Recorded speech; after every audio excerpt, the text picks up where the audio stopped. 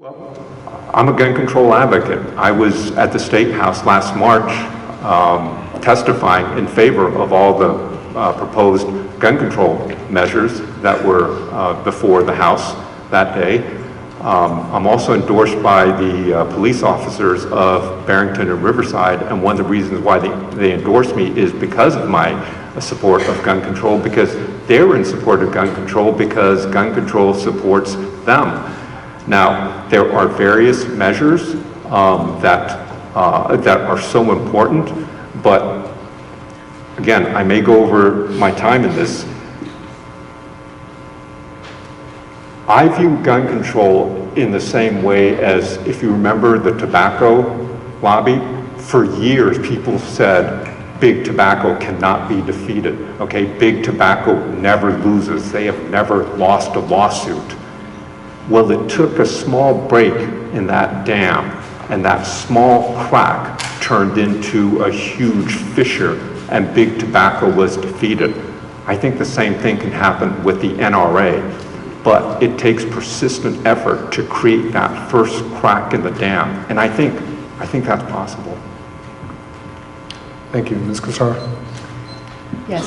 So over the past few years, I have been working with moms, as an activist with Moms Demand Action for Gun Sense in America. And one of the things that I most appreciated about that group's approach was the idea that there needs to be some sense of compromise. I know that Second Amendment supporters, we often stand in opposition, but I think what the Moms Demand Action group has really emphasized, and I support, is that gun owners are as concerned about gun safety as everyone else, and I think what we value in our communities is safety and safe schools and that sort of thing. So for me, legislation that's meaningful, that could help solve this problem, and I believe needs us all to come together, is around the assault weapons ban, around the Safe Schools Act.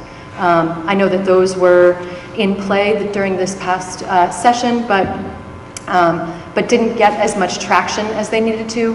But at the doors, one of the things that I have really benefited from was the fact that I wanted to enter into that discussion. When I go to the Statehouse and I see people in their yellow shirts and we come in our red shirts, we're ready to not talk. And the one thing, one-to-one, that I found was the opportunity to talk to people. And I think we need to do more of that, because collectively, we all live in the same house. What we want to do is find a way for our communities to be safe, to not have another instance of gun violence like we had today outside a school in Providence. We need that to stop. We all agree. We just need to come together for some solutions.